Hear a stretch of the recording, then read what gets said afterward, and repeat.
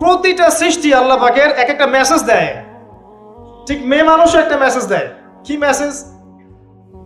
আল্লাহ পাক মানুষকে সবচেয়ে সুন্দর করে সৃষ্টি করেছেন, আর মানুষের মধ্যে মেয়েদেরকে সবচেয়ে বেশি সুন্দর করে সৃষ্টি করেছেন। আল্লাহ পাকের সবচেয়ে সুন্দর সৃষ্টি হচ্ছে মেয়েরা, এবং তারা খুব নরম হয়, নরম, প্রজাপতি ধরার মতো। প্রজাপতিকে ধাপ করে ধরতে পারবেন না আপনি। শক্ত করে ধরতে গেলে প্রজাপতি নষ্ট হয়ে যাবে, মরে যাবে। প্রজাপতিকে কোমল ভাবে ধরতে হবে। ঠিক মেয়েদের সামনেও আপনার কোমল থাকতে হবে। বেশি হার্ড হতে যাবেন, শেষ। আমি আপনার গার্লফ্রেন্ডের সামনে কোমল হতে বলি নাই, আপনার ওয়াইফের সামনে হতে বলেছি। কোমল থাকলে আপনি জিতে যাবেন। দেখবেন দুনিয়ার চিল্লা ফাল্লা করছে আপনার বাসায়, আপনি চুপচাপ আছেন পাহাড়ের মতো, কোমল আছেন। 5 মিনিট পর দেখবেন নিজেই ঠান্ডা হয়ে এসে বলছে, আচ্ছা সরি, ভুল হয়ে গেছে। আর যদি আপনি চিল্লা ফাল্লার কাউন্টার দিতে যান, তাহলে দেখবেন সুটকেস গোছানো শেষ, বাবার বাড়ি চলে গেছে। ডিল করা খুব ডিফিকাল্ট। এখানে আপনাকে খুবই সবরের পরিচয় দিতে হবে। আল্লাহ পাক বোঝার তৌফিক দান করুন। আর আমরা মা বোনদেরকে রিকোয়েস্ট করব, 4টা মূলনীতি মেনে কাপড় চোপড় পরবেন। আপনার কাপড়টা এমন হবে না যেই কাপড়টা পরলেও অঙ্গ প্রত্যঙ্গ দেখা যায়, বোঝা যায়, এমন হবে না। কাপড়টা এমন হবে না এত টাইট ফিটিং যে আপনার অঙ্গের উঁচু নিচু অবয়ব বোঝা যায়, এমন হবে না। কাপড়টা এমন হবে না যেটা অমুসলিমদের পোশাক, আর কাপড়টা এমন হবে না যেটা পুরুষদের পোশাক। এই মূলনীতিগুলো মেনটেন করে কাপড় পরবেন ইনশাআল্লাহ। এছাড়াও মেয়েদের কথায় পর্দা আছে, চলনে পর্দা আছে, ওঠা বসায় পর্দা আছে। নামাজ পড়ার সময় তাদেরকে কিছুটা শালীনভাবে নামাজ পড়তে হয়। তাদের চোখের দৃষ্টির মধ্যে পর্দা আছে। এগুলো কে শিখাবে এখনকার মেয়েদেরকে? সবসময় বিজি দেখবেন নতুন কোন সিরিয়াল আসছে, নতুন কোন ফ্যাশন আসছে, নতুন কোন পার্লারে কি আসছে, কোন কাটিং আসছে, কোন নায়িকা আসলো। ওই যে বাংলাদেশে কোন এক নায়িকা আসছে, তাই নিয়ে মিডিয়াতে এমন তোলপাড়, মনে কি নাকি একটা অবস্থা। আল্লাহর কাছে তোমার কি মূল্য আছে হে? আল্লাহর কাছে তোমাদের কি মূল্য আছে? তোমরা কি 5 ওয়াক্ত নামাজ পড়ো? তোমরা কি পর্দা করো? তোমাদের মধ্যে হায়াবোধ কিছু আছে? তোমরা মানুষকে ভালো কিছু শেখাও, সমাজকে ভালো কিছু দাও, শালীন কিছু দাও। আল্লাহর কাছে তোমাদের কি মূল্য আছে? নবী সাল্লাল্লাহু আলাইহি ওয়াসাল্লাম তো জাহান্নাম দেখে সেই কথাটাই বলেছেন, আমি জাহান্নাম দেখে আসলাম, সেখানে বেশিরভাগ অধিবাসী হচ্ছে মেয়ে, নারী। কি কারণ? তারা এমন কাপড় চোপড় পরে বাইরে ঘুরতো যেই কাপড় পরেও তারা নগ্ন থাকতো। আমি কি ব্যাখ্যা করতে হবে? আপনি দেখতে পারেন না? এবং তারা স্বামীর সাথে কুফরি করত। সারা জীবন স্বামী যদি তাদের ভরণ পোষণ দেয়, ভালোবাসে, মহব্বত করে, তাদের জন্য জীবনটা ক্ষয় করে ফেলে, এক পর্যায়ে গিয়ে বলবে, সারাটা জীবন তোমার কাছে কিছুই পাইলাম না। বাস্তব। এগুলোর কারণে মেয়েরা বেশি বেশি জাহান্নামে যাবে। এবং তারা মানুষ মারা গেলে মাতম করে, বুক পিঠ চাপড়ায়, এই কারণে যাবে। এবং তর্ক লাগলে অভিশাপ দেয় বেশি, এই কারণে যাবে। আল্লাহ পাক আমাদের মা বোনদেরকে হেফাজত করুন। তবে একটা হাদিস আছে সুসংবাদের। নবী সাল্লাল্লাহু আলাইহি ওয়াসাল্লাম বলেছেন, একজন নারী যদি 4টা কাজ করতে পারেন, জান্নাতের যে কোনো দরজা দিয়ে ইচ্ছা প্রবেশ করতে পারবেন। 1 নাম্বার 5 ওয়াক্ত নামাজ, 2 নাম্বার রমজান মাসে সওম, 3 নাম্বার আপনার লজ্জাস্থানের হেফাজত অর্থাৎ খাস পর্দা, এবং 4 নাম্বার আপনার স্বামীর আনুগত্য। ফ্যামিনিস্ট আকীদার মেয়ে হলে আনুগত্যকে দাসত্ব মনে করে, স্বামীর আনুগত্যকে তার দাসত্ব মনে করে। স্বামী কে? স্বামীর সম্মান বোঝেন আপনি? স্বামী কে? যার ব্যাপারে নবী সাল্লাল্লাহু আলাইহি ওয়াসাল্লাম বলেছেন, আমি যদি আল্লাহ ছাড়া অন্য কাউকে সেজদা করতে বলতাম, তাহলে মেয়েদেরকে বলতাম তারা যেন স্বামীদেরকে সেজদা করে। আপনাকে আমি কিভাবে বুঝাবো স্বামী কে, স্বামীর মর্যাদা কোথায়? এগুলো কি ইসলাম মেয়েদেরকে ডমিনেট করছে এগুলো দিয়ে? কেন? এই স্বামী আপনার জন্য সারাটা জীবন ক্ষয় করে ফেলে। একটা চোর পর্যন্ত, একটা চোর, একটা করাপ্টেড মানুষ, দুর্নীতিগ্রস্ত মানুষ, সে চুরি করে, দুর্নীতি করে এনে বাচ্চাকে খাওয়ায়। একটা ধর্ষক পর্যন্ত ওর মেয়েকে আদর করে। পুরুষ মানুষ কি জিনিস কেমন করে বুঝবেন? সারাটা জীবন ক্ষয় করে ফেলায়। যদি আপনি তার আনুগত্য করেন, তার সামনে সুন্দর মতো থাকেন, তার কথার সাথে তর্ক না করেন, ভালোবাসা দিয়ে থাকেন, আপনার জন্য সে জীবন দিতে প্রস্তুত থাকে। এরকম পুরুষ মানুষ। আপনাদেরকে কেউ চোখ তুলে তাকালে চোখ তুলে ফেলাবে, এরকম পুরুষ মানুষ। আর এখন তো পরিস্থিতি ডিফারেন্ট। বাসায় পুরুষ বাইরের ছেলের সাথে ফোনে প্রেম হয়ে গেছে, পালায় চলে গেছে, বিয়ে করে ফেলছে। দেখবেন বাসায় স্ত্রী আছে, বাইরের মেয়ের সাথে প্রেম করে বিয়ে করা শেষ। বিয়ে করলে সমস্যা নাই, ব্যভিচার করে ফেলছে,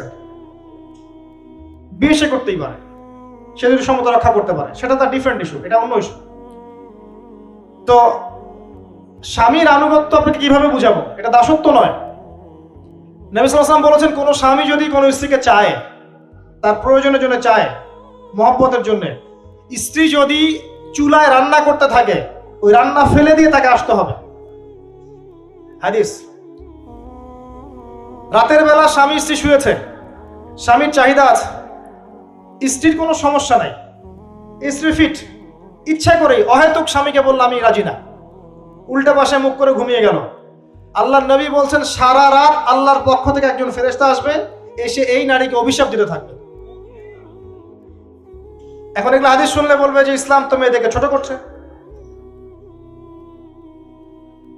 একজন মেয়ে তার, একজন স্বামীর কথা বলছে, স্বামী তার মেয়ে, তার স্ত্রী, তার মা, তার বোন, সবাইকে তার মিরাসের হক দিতে হয়। একজন মেয়ে তার বাবার সম্পত্তি পায়, কোন কোন ক্ষেত্রে তার ভাইয়ের সম্পত্তি পায়, তার স্বামীটা তো পাই, তার ছেলেরটাও পায়, নানি হলেও সম্পত্তির হক আছে। একটা মেয়েকে চতুর্দিক থেকে সিকিউর করা হয়েছে ইসলামে। তারপরেও কিছু ফ্যামিনিস্টের কারণে এরা বলবে যে মেয়েদেরকে ইসলাম ছোট করছে।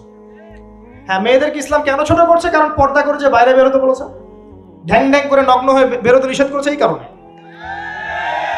যদি বলে যে হ্যাঁ ইসলাম আপনাদেরকে ফ্রি মিক্সিং এর স্বাধীনতা দিচ্ছে, আপনারা সবাই ফ্রি মিক্সিং করেন, গেঞ্জি পরেন, টি শার্ট পরেন, স্যান্ডো গেঞ্জি পরে বাইরে ঘুরে বেড়ান, টাইট ফিটিং প্যান্ট পরে বাইরে ঘুরে বেড়ান, সব জায়গায় আপনারা ফ্রি মিক্সিং করেন, পর্ন দেখেন, জেনা করেন, মদ খান, ইসলাম খুব ভালো। তখন তোমাদের জন্য তো ইসলাম নয়, তোমরা জাহান্নামে যাও, আল্লাহর কি আসে যায়? ইসলাম তোমাদের জন্য নয়, তোমরা জাহান্নামে গিয়ে মরো, ইসলামের কিচ্ছু যায় আসে না। আল্লাহর ওয়াস্তে পারিবারিক আদর্শের দিকে ফোকাস করেন প্রিয় ভাই। নিজে জাহান্নামের আগুন থেকে বাঁচান, পরিবার বর্গকে বাঁচান, পরিবার বর্গকে বাঁচান। পরিবার আরেকটা পার্ট হচ্ছে আপনার পিতামাতা। পিতামাতার সাথে খারাপ আচরণ করতে যায় না আল্লাহর ওয়াস্তে। সেই ব্যক্তির জন্য ধ্বংস যার পিতামাতা বেঁচে আছে, তাদের হক আদায় করে সে জান্নাতে যেতে পারলো না, তার জন্য ধ্বংস। আরেকটা অংশ আছে আপনার সন্তান সন্ততি। বাচ্চা কাচ্চার প্যারেন্টিংটা খুব সুন্দর করে করেন। যখন আপনি স্ত্রীর সাথে মিলন করতে গিয়েছেন, তখন দোয়া পড়েন, আল্লাহুম্মা বিসমিল্লাহি আল্লাহুম্মা জান্নিবনা শাইতান ওয়া জান্নিবিশ শাইতান মা রাযাকতানা। আমার মনে হয় এখনকার জেনারেশন যেগুলো আছে ফাসেক, মাদক সেবন করে, পর্নোগ্রাফিতে আসক্ত, ইয়াবাখোর, স্মাগলিং করছে, চুরি করছে, হাবিজাবি, ধর্ষণ করছে, আমার মনে হয় না তাদের পিতামাতা তাদেরকে জন্ম দেওয়ার সময় এই দোয়াগুলো পড়েছিল। কারণ পিতামাতা এই দোয়া পড়লে ওই সন্তানকে শয়তান স্পর্শ করতে পারে না।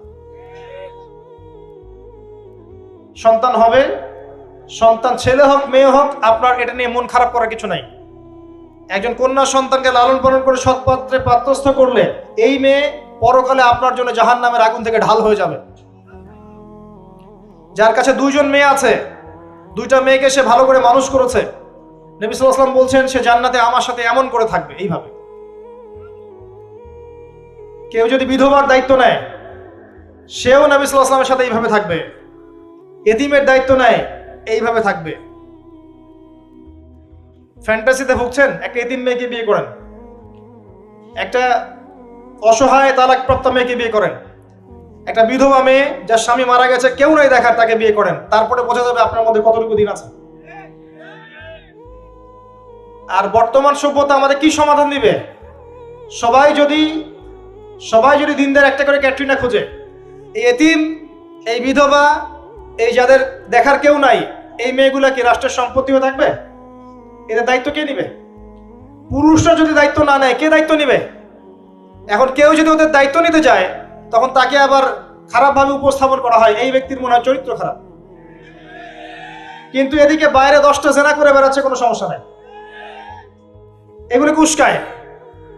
এইসব জাহেলদের জন্য ইসলাম নয়। ইসলামের প্রতিটা বেসিক ফান্ডামেন্টাল মানবতার কল্যাণের জন্যই। এগুলোকে ফরজ করা হয়নি, আপনি নফল, আপনার সামর্থ্য থাকলে আপনি করতে পারেন, না করলে কোনো সমস্যা নাই। কেউ যদি করে, যে ইসলাম পরিপূর্ণরূপে পালন করার চেষ্টা করছে, এটার উপর আমল করার চেষ্টা করছে, তাহলে আপনি তাকে ক্রিটিসাইজ করছেন কেন? কি সমস্যা আপনার? আরেকটা পার্ট হচ্ছে সন্তান সন্ততি। বাচ্চা কাচ্চাকে ছোটবেলা থেকেই মানুষ করতে হবে এমন ভাবে যাতে করে বড় হয়ে এরা এই উম্মার খালিদ এবং ওমর হতে পারে। বাচ্চা ছোট ছোট বাচ্চাকে আপনি ভালো খাবার দেন, ভালো খাবার দেন, মায়ের স্নেহ দেন, বাবা মার সাথে রাখেন, একটু গ্রাম্য পরিবেশে নিয়ে গিয়ে তাকে বড় করেন। কেন বলছে কথা? এখানে পরিবেশ সুন্দর থাকবে, সে দৌড়াবে ধুলার মধ্যে, মাঠের মধ্যে খেলবে, সুন্দর ভাষা শিখবে। এরপর তাকে ভালো প্রতিষ্ঠানে পড়ান। প্রতিষ্ঠানটা এমন হবে যে প্রতিষ্ঠানে জেনারেল শিক্ষা, ইসলামিক শিক্ষা একসাথে দেয়া হচ্ছে, সে সব শিখবে। আমার ছেলে কোরআনে হাফেজও হবে, আমার ছেলে ডক্টরও হবে ইনশাআল্লাহ। এভাবে এভাবে করে তোলেন। আধুনিক হন, মাথাটা খাটান, ব্যাকডেটেড মানসিকতা বাদ দেন। বিশ্বটা এগিয়ে গেছে, আমাদেরকে এগিয়ে যেতে হবে। একমুখী জ্ঞান দিয়ে আপনি কিচ্ছু করতে পারবেন না এই যুগে। দ্বিমুখী শিক্ষার একটা হারমোনিয়াস কম্বিনেশন দরকার। আমাকে কোরআন জানতে হবে, সায়েন্সও জানতে হবে, নাহলে আমি সায়েন্স দিয়ে কোরআনকে ব্যাখ্যা করতে পারবো না, কোরআন দিয়েও সায়েন্সকে ব্যাখ্যা করতে পারবো না। জানতে হবে আমাদেরকে।